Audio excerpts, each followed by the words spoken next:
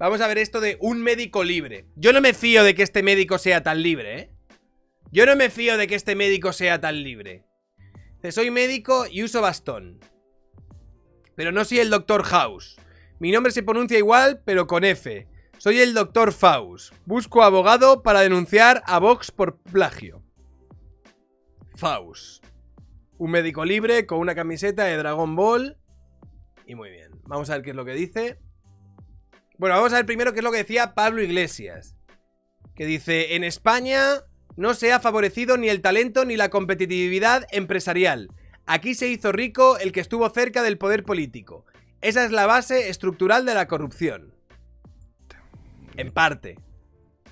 Esto quiere decir, Pablo Iglesias y esta gente, muchos de ellos se nutren o prosperan a base de medias verdades. De medias verdades. Y la realidad es que en España es verdad que ha habido mucho, vamos a decirlo, mucho empresario oportunista que, estableciendo vínculos con el poder político, ha prosperado o ha conseguido contratos millonarios que en un ejercicio libre y competitivo con sus compañeros no habría conseguido. ¿Vale? Pero sí es verdad que si un país funciona, y eso es esa base de esa corrupción que podemos entender si es estructural o no es estructural, ¿vale? O si es más espontánea, o si es algo sistémico o no es algo sistémico, que parece que algo de sistémico sí que tendría. Vale, eso por un lado. Ahora, no podemos decir, que es un poco lo que nos quiere decir Pablo Iglesias, que por lo tanto la competencia no ha existido, ¿vale? O la meritocracia es un engaño. No, sí que ha habido competencia, y sí que ha habido meritocracia, y sí que ha habido, de alguna manera, una competición justa hasta cierto punto en muchos otros ámbitos y áreas. No podemos, ¿vale?, establecer pues una premisa totalista a partir de la cual todas las empresas que han triunfado en España ha sido porque se han arrimado al poder político. No, algunas empresas han triunfado porque se han arrimado al poder político. Otras empresas han triunfado porque han hecho las cosas bien y han sabido encontrar una oportunidad de negocio donde otras a lo mejor no lo han sabido encontrar o han sido más competitivas que su competencia. Punto. ¿Y eso por qué es así? Bueno, porque España, más o menos, ha sido un país relativamente próspero. Próspero en términos relativos. España ha sido un país que, por lo menos hace relativamente poco, funcionaba.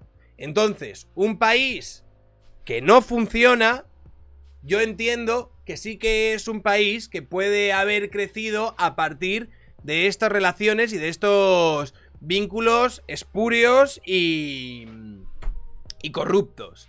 Ahora, un país que funciona de forma más o menos correcta no puede haber prosperado exclusivamente a partir de la corrupción y del poder, porque es precisamente aquello que socava el buen funcionamiento de un país. Sergio, aquí la respuesta de Marina. Aquí el problema, porque a ver, Margallo decía una cosa interesante, digamos, hablando de la importancia de que las empresas puedan desarrollarse. Pero España históricamente no ha sido un país donde se haya favorecido el talento empresarial. La clave para hacerse rico en España era tener amigos en el sector público. Y eso ha seguido siendo así hasta la fecha. No es así. Yo estoy seguro de que Marina le ha contestado con conocimiento de causa porque el padre de Marina es empresario. Y el padre de Marina ha tenido que huir, ¿vale? Y ha tenido que denunciar muchas veces la coacción del poder político. Que le está diciendo: o te metes aquí en mi sobre y nosotros establecemos un vínculo que nos seas próspero a los dos, o voy a ir a machacarte. Y sé por experiencia que el padre de Marina ha tenido, tío, pues muchos problemas con esta gente, sobre todo en Murcia y en estas regiones, que había casi auténticas mafias parapetadas en el poder político, y ha tenido muchos problemas en este sentido. Entonces, pero claro, no se puede a partir de ahí criminalizar a toda la clase empresarial simplemente porque efectivamente ha habido algunos caraduras, ¿vale?, que no son, bueno, son empresarios o han triunfado en su empresa en tanto en cuanto estaban formando vínculos con este poder político, pero eso no pueden ser todos los empresarios, hermano. Al final el Estado ha ejercido un papel para favorecer a una serie de empresarios con respecto a otros. Esto en el franquismo era una evidencia, Pero incluso después del franquismo, esto le sorprendía a algunos politólogos extranjeros. Adam Przeworski decía: lo más sorprendente del proceso de transición en España es que en ningún caso afectó a las élites económicas. Esto es lo que está detrás del fenómeno de la corrupción. Es decir, yo le doy a usted dinero para que haga campaña electoral a cambio de concesiones administrativas que me permitan a mí ser rico. Es muy difícil pronunciar el apellido de un gran empresario español que no haya tenido que hacer tratos muy cercanos con el poder político.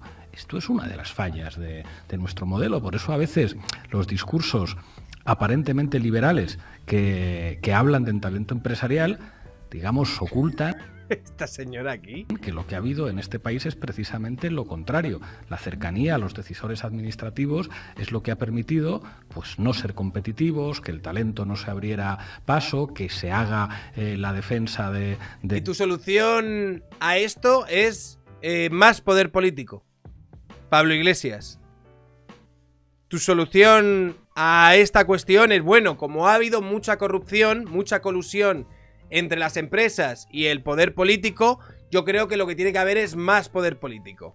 Lo que debería de haber, ¿vale?, es menos poder político para que las empresas pudiesen competir en libertad, amigo mío. De los bajos salarios, yo creo que por lo que hay que apostar es por lo contrario de lo que un portavoz de la COE dijo en su momento. Hay que trabajar más y cobrar menos. Pues mire usted, no. Hay que trabajar menos y cobrar más. Eso es el principal índice que revela el desarrollo del estado del bienestar en un país. Trabajar menos y cobrar más, que es perfectamente viable con el desarrollo tecnológico, con el desarrollo de las nuevas tecnologías de la información y las comunicaciones. Y lo que nunca se puede argumentar es que una empresa, para funcionar, lo que necesita es que recorten derechos a sus trabajadores. Eso no es sensato. Eso no es sensato. Vamos a ver lo que le dice Marina. Unos se hicieron ricos acercándose al poder y otros a costa del poder. Él es de los primeros y hay que ser muy hijo de puta para llamar corruptos a todos los que han generado riqueza negándoles su mérito. En Madrid hasta Vallecas votó al PP porque no representan a nadie más que a la envidia. Buena ahí, Marina, ¿eh? Bueno, él no creo que se hiciese rico acercándose al poder. Yo creo que él se hizo rico queriendo formar parte del poder. Pero sí, totalmente. Y a ver qué decía el médico. Pablo está estudiando un máster de economía en la UFM de Madrid con Juan Rayo como profesor y no nos había dicho nada. Aún tiene fallos graves, pero poco a poco. No, hombre, a ver, pero claro, la solución de Pablo Iglesias para esto es que habría que aumentar muy fuerte el poder político y que este poder político debería tener mayor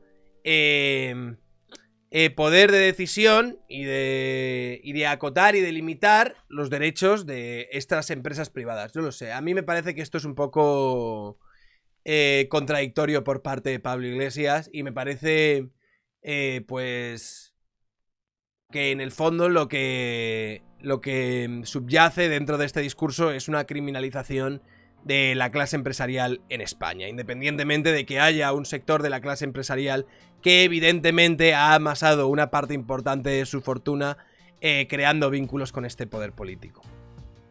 ¿Rayo es profe de la rata? No, lo ha dicho de broma. El médico este lo ha dicho de broma. Ha sido a joke, ¿vale? Lo que pasa es que esta joke a lo mejor no ha aterrizado. Pero ha dicho que de su discurso, que el discurso de Pablo Iglesias le parecía un discurso liberal. Por eso de hablar del vínculo de los empresarios con el poder, pero realmente no era un discurso liberal, era un discurso contra los empresarios en España o intentando reducir la figura del empresario exitoso en España al empresario corrupto.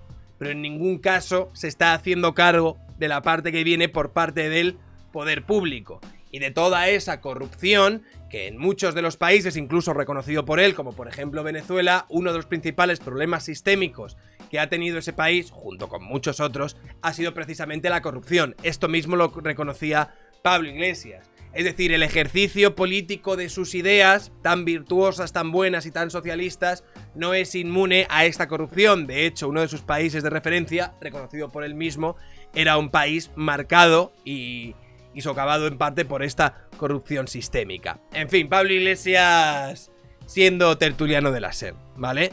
Nos va a dar muchos titulares, me da a mí la sensación.